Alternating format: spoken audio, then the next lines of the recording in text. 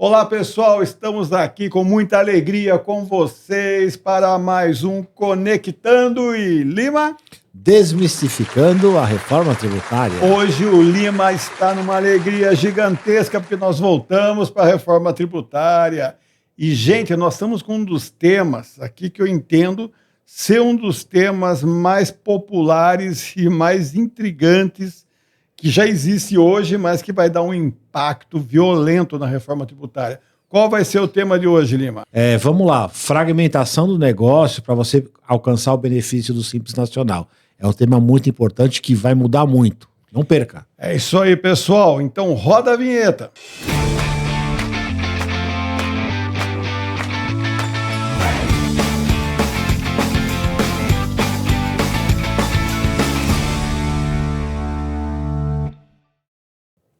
E aí, pessoal, que alegria, estamos aqui novamente com vocês, mais um Conectando, Desmistificando. Eu e esse ancião, esse senhor aqui, que está sempre ao meu lado, Lima. Dá um oi, Lima, porque hoje eu não vou nem fazer a abertura se você não der esse oi aí. Oi, pessoal, tudo bem? Como é que vão, meus amigos? É que ele dá um joinha para fechar, né? Pessoal, nós recebemos aqui muitos questionamentos, né? Perguntando o seguinte: quais são os pontos mais polêmicos que nós temos hoje em relação ao Simples Nacional que serão impactados com a reforma tributária? Lima, quando nós fizemos a pesquisa, e nessa que você é o mestre ninja do assunto, nós vimos o seguinte, Lima, que um dos pontos assim que hoje nós temos aí uma quantidade absurda, não vou entrar no número aí, mais de quase 30 milhões já de empresas, né, enquadradas no Simples Nacional, mas é que tem um MEI junto, né? Aí nós vamos ter aí uns 12 milhões que estão no MEPP. Nós temos, dentro desse cadastro do Simples Nacional, Lima, muitas empresas que estão cadastradas, mas estão irregulares, não são Simples Nacional, e que isso nós chamamos de simulação, né? O que é a simulação? Você simula uma realidade que não é a sua para ter um benefício que você não tem direito. Então, vamos dizer assim, em tese, você não poderia estar no Simples, mas você cria, né, essa realidade alternativa para poder se beneficiar dos benefícios que o Simples traz. Nós vamos, Lima, vamos começar dizendo quais são todas essas situações que hoje, né, por mais que as pessoas acham que são inéditas, às vezes até são orientadas a fazer, mas que, na realidade, o fisco já sabe como funciona. Vamos lá, Lima, fala um pouquinho para nós aí. Vamos lá. Primeiro, assim, discutindo a reforma tributária, a gente participou de algumas audiências, a gente participou de vários debates. O Simples sempre foi tratado de uma forma diferenciada, né? Mas uma das maiores críticas que a gente escutava, né, que muitas empresas criavam mecanismos, ou muitos empresários criavam mecanismos para se manter no Simples, criavam outras empresas, criavam outros negócios paralelos para ficar enquadrado no Simples. E isso é uma prática que é comum. Vamos lá, temos um limite de 4 milhões e 800, que é o limite do Simples. Então eu digo, esse é um detalhe, né? Exatamente. Então, assim, eu tenho um negócio que ele fatura, sei lá, 15 milhões aí por ano. Então eu faço o seguinte: eu monto uma empresa, eu coloco lá a minha esposa como dona dessa empresa no Simples Nacional, monto uma outra para o filho, uma outra para a sogra, uma outra para mim, todas elas vão ter o limite. Enquadrado. E aí eu vendo a mesma coisa, muitas vezes até no mesmo endereço, ou muitas vezes usando a mesma conta bancária, mas eu estou vendendo para cada empresa e tendo cada CNPJ mantendo. Lembrar que esse benefício do Simples Nacional é um benefício que é irregular e ilegal, se você pensar. É crime, né? E a reforma tributária, ela vai tratar isso de forma mais pontual. Ela quer, no texto da reforma tributária, da Lei Complementar 214, já contempla algumas questões que vai ter um aprofundamento no controle melhor disso aí. Por exemplo, hoje o benefício do Simples não é só estar no Simples Nacional. Ele tem o benefício previdenciário, Que é um dos maiores atrativos. Que é não pagar a parte da empresa, né? Só pagar a parte, o que você retém do funcionário. Obrigações acessórias, a simplificação, apesar de ser um pouco mais complexo, né? O nosso Simples não tem nada de simples, mas ele é muito mais simples que a operação normal do lucro presumido do lucro real. Então, todos esses benefícios, as pessoas que criam do jeito que você falou, artifícios, né? Outras empresas, outros CNPJs com familiares, etc., a Lei Complementar 214 tratou isso especificamente, que ela vai se aprofundar e vai buscar, através de mecanismos de comparação, etc., essas questões para possível desenquadramento.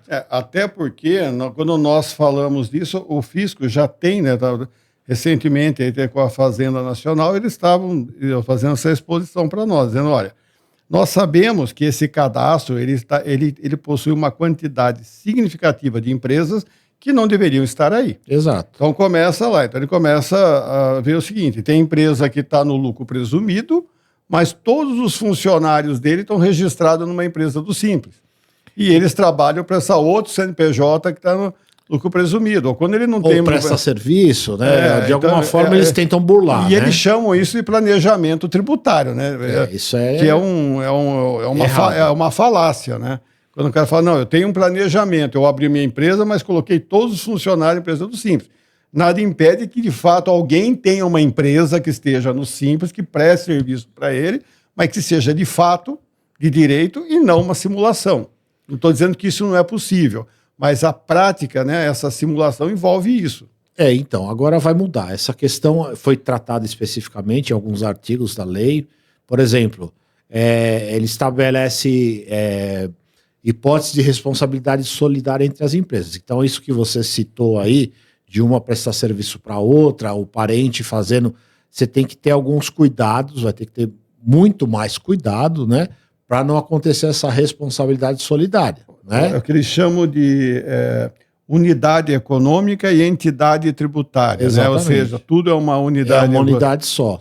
Né? Eles vão fazer uma outra, então, por exemplo, esse que eu citei está no artigo 119. Eles vão fazer uma outra, tem um outro artigo que trata da vinculação da pessoa jurídica. Isso é importante porque você vai ter conexões entre parentes, entre família, sim, e isso vai gerar grupo econômico que vai ser motivo para o desenquadramento. Ou seja, a Receita Federal está robotizando de uma forma onde ela consegue, pessoal, fazer esse mapeamento que o Lima falou. Olha, eu tenho empresa que tem assim, relações societárias, ou seja, mesmo sobrenome, compartilhamento de mão de obra, endereço, receita recorrente de um determinado CNPJ. O endereço é o mesmo, então uma empresa está aqui com um nome e um CNPJ no endereço, outra está na sala do lado, no mesmo endereço, sala A, B, C e D. E muitas vezes acaba misturando estoque, né? Então ele compra para uma e vende por outra. Isso é um complicador geral. E é mais comum do que se vê muito por aí. O vínculo empregatício, né? O funcionário está registrado aqui, mas trabalha na outra. Exatamente. Então toda a legislação está prevendo penalidade para isso. Tá? Então a Lei Complementar 214 estabeleceu lá no seu artigo 173, por exemplo, né? Você pode ir lá ler, que vai punir as empresas que têm essa prática, essas questões. Ou seja, vai estreitar muito mais essas relações, que foi um alvo de crítica, e uma crítica verdadeira, porque, de fato, a gente escutava lá, como eu disse, muitos... quando a gente ia defender o Simples Nacional, que o Simples Nacional ele é muito importante, até pelo volume de empresas que congrega, pela quantidade de empregos que ele abre no mercado, né? E a gente defendeu muito o Simples Nacional, mas as críticas nesse sentido eram verdadeiras, mas eram muito pesadas, né? Nós temos aí uma discussão, né, antes da reforma de que tudo era feito para não dar certo e isso induzia muitas pessoas a justificar o erro, ou fazer errado, né? Mas hoje nós temos que orientar e orientar corretamente, né? Porque eu estava dizendo, Hoje está muito fácil da Receita pegar. Você paga a conta de várias empresas pela conta bancária de uma. É fácil de rastrear, tudo que nós falamos aqui. Você tem relações comuns, endereços similares, né? Rastreio lá na emissão da nota fiscal. Hoje, com a inteligência artificial e os recursos tecnológicos que a Receita tem disponível, ela tem como cruzar todas essas informações e entender que isso pode ser uma simulação, que é de fato o objeto desse aprofundamento da legislação. E como vai funcionar, Lima? Primeiro eu entendo, né, que o direito funciona dessa forma, né? Primeiro eles teriam que notificar, onde você vai ter que se explicar, porque até... Lembrando, depois da notificação, o Simples Nacional, quando exclui, ele retroage. Retroage 5 anos, até 5 anos, se você já estava há 5 anos. Então, né? Se eles conseguirem comprovar, né, e vai ser um processo administrativo, até judicial, enfim, mas você vai ter o desenquadramento retroativo do grupo. Não, mas o que é mais doído, gente, tem o desenquadramento retroativo. Você vai ser penalizado pelos tributos que não recolheu. E o lançamento de ofício dos tributos. Que é uma multa de real e presumido. Uma multa de 150%. Exatamente, que a legislação hoje determina. E ainda, Limano, você pode responder, mas eu vejo que corre o risco de ser imputado o valor devido e depois você tem que entrar com uma ação para recuperar o que você já pagou no Simples. Perfeitamente. Porque a ação não complementa o outro. Então, imagina, não substitui o outro. Eu paguei 5 anos, eu não, né? Mas uma pessoa hipotética pagou 5 anos de várias empresas que simulou, fez lá uma jogada para diluir, fragmentar o faturamento e depois, agora na reforma tributária, o fisco conseguiu mapear e pegar. Ele vai retroagir os 5 anos, ele vai autuar no valor de todos os tributos com 150% de multa. Lançamento de ofício na outra forma de apuração, o presumido ou real, lançamento de ofício. E mais que isso, a responsabilidade solidária dos sócios administradores. Que pode até para a área criminal, né? Exatamente. Então, é muito pesado. Eles já sabiam disso na legislação antes da Lei Complementar 214? Sim. Mas agora eles criaram artigos e artifícios legais para buscar essas questões que sempre foi um problema e agora eles estão tratando esse problema de forma objetiva. Moral da história, pessoal, nós estamos vivendo em novos tempos. Atualmente, nós temos que nos profissionalizar e começar a ter um olhar mais sério. Mas se eu fizer isso, eu não tenho cliente. O problema é que na hora que pegarem o seu cliente, ele vai dizer que foi você que foi conivente com ele. Ou você orientou, ou você orientou e vai querer passar, né, para você a responsabilidade. Então, é interessante que agora com essa virada que nós tivemos, né, Lima, com a implementação da Lei Complementar 214 esse ano, que você utilize isso e diga assim, olha, agora, vamos dar principalmente entre esse ano e o ano que vem, o fisco vai começar a ir atrás desses casos. Se você é um deles, recomendo que você regularize antes que o robô te pegue. E lembrando, hoje como é que é uma fiscalização, né? Vamos dizer, no mundo atual. É uma notificação, você tem que se defender, não se defendeu, uma autuação, tudo eletrônico, né? Não tem mais, se o fiscal vier, eu vou lá bater vão na me porta, pegar, eu sou pequenininho. Eu marco um horário para bater papo. Com inteligência artificial, com mecanismos tecnológicos, não tem tamanho, né? Então é a partir do momento que a Receita se prepara para atuar nesse sentido, né? E a legislação deu ferramentas e mecanismos para ela atuar, né? Eu tenho certeza que vão só as pessoas, os grupos econômicos disfarçados, né? Tirando os legítimos, e até pode haver acontecer injustiças. algum grupo que seja legítimo. Não, mas por isso que tem o direito de se defender. De defesa, né? Acho que aí entra todo o trabalho dos contadores, dos advogados. Para isso. Para aquilo que é de fato e de direito que seja. E a justificativa é para que você tenha de fato, porque quando criar o Simples, quando ajustar o Simples para o IBS e para o CBS, os créditos sejam gerados de forma clara e transparente. Isso é um dos objetivos dessa questão. Então, pessoal, para vocês terem uma ideia em questões de grandeza, nós temos no regime total do Simples Nacional, que eu falei lá em questão de números iniciais, vamos colocar um número médio de 25 milhões de empresas que estão no Simples Nacionais. Dessas daí, vamos ter uns 10 milhões que estão entre a MEPP, porque o restante é a maior, que muitas vezes fala que está todo mundo no Simples, mas a maioria é MEI, né? Microempresário individual. Simples Nacional, que está sujeito às tabelas, nós temos na média de uns 10 milhões. Pessoal, no lucro presumido, nós temos 2 milhões. No lucro real, temos 1 milhão, os números mais atualizados hoje. Olha a proporção, hein? Nós estamos falando lá, praticamente, lá de MEPP 10 milhões, 2 milhões no presumido e 1 milhão, Lima, no lucro real. Então, o que se tem hoje é que esse número que está de empresas que estão no lucro... No Simples.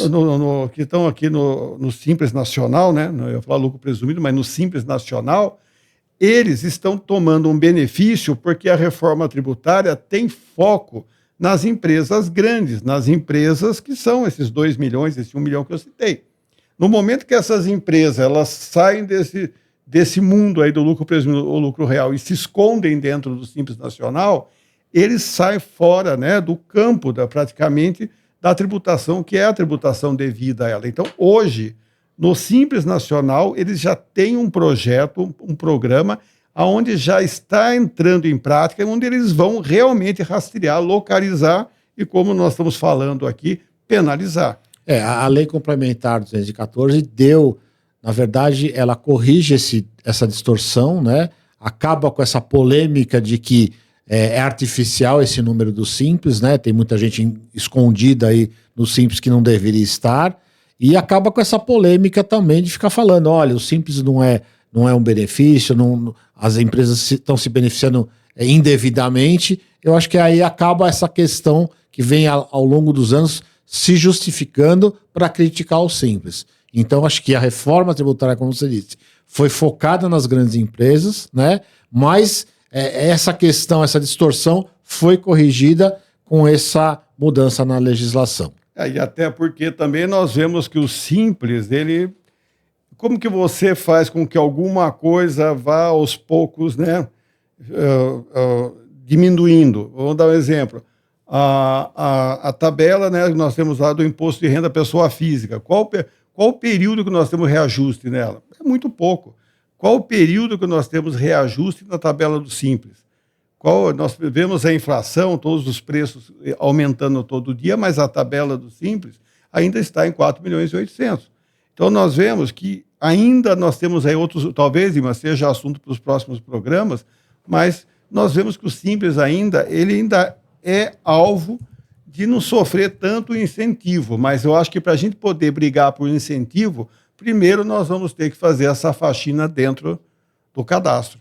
Eu acho que aí hoje os mecanismos estão aí. E lembrando que você falou do Simples, se eu não me engano, é desde a Lei Complementar 123, 123 de 2006, que não muda o limite de 4.800, foi estabelecido. Né? A 3.600 foi para 4.800 e aí ficou. E tudo que é preço, tudo que é inflação, tudo teve aumentos aí brutais, mas a tabela, então, cada vez mais você foi empurrando a empresa para fora. Do Simples, talvez utilizem como justificativa para dizer por que se fragmenta. Mas, infelizmente, pessoal, a lei não protege os que dormem, né? Está escrito na porta do fórum, então não tem para onde fugir. Ou a gente muda a lei, briga para que esse limite seja aumentado, né? Que eu acho que é o que nós temos que fazer, utilizar a sociedade organizada, os órgãos de representação, né, das empresas, do Simples, né, para que busquem esse aumento, até para que pessoas não busquem, para aquelas que de direito, né, querem fazer, não busquem fazer essas... E quem faz direito não ser criticado, né? Não pague por ele. Né? Exatamente. Fechou, Lima? Vamos Fechou. então. Ficou bem interessante esse tema, é importante, e para que os empresários fiquem atentos. E os profissionais da contabilidade orientem melhor seus clientes para que amanhã não seja culpado por ter orientado, por ter feito disso uma prática. E se responsabilize também. Exatamente. Mais algum detalhe? Vamos fechamento. O senhor hoje foi muito bem.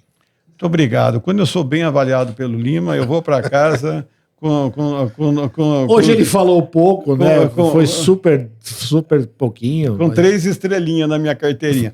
Tá bom. Pessoal, a gente brinca bastante, mas estamos aqui sempre para poder trazer conteúdos, né, para vocês. Lima, vamos falar um pouquinho dos nossos patrocinadores? Vamos falar sim, vamos lembrar, é importante avaliar esses nossos patrocinadores, agradecer, por exemplo, a Danodata, que é um parceiraço nosso, que está nos ajudando muito, é uma empresa de tecnologia que desenvolve sistemas aí para grandes empresas, por exemplo, a busca de XML, enfim, é muito mais amplo o que ela atinge, mas é principalmente isso para essas grandes empresas, grupos econômicos aí grandes. Temos também, pessoal, que agradecer, né, aqui a Soluções Inteligentes na área contábil, que sempre foi um apoiador nosso desde o primeiro programa. E lembrar também de agradecer a Hort Tecnologia, a Hort Consultoria, enfim, é uma empresa que participa, apoia a gente no desenvolvimento de sistemas para a reforma tributária, de mecanismos para a gente aplicar a reforma tributária e nosso grande parceiraço, né? Somos nós mesmos, né?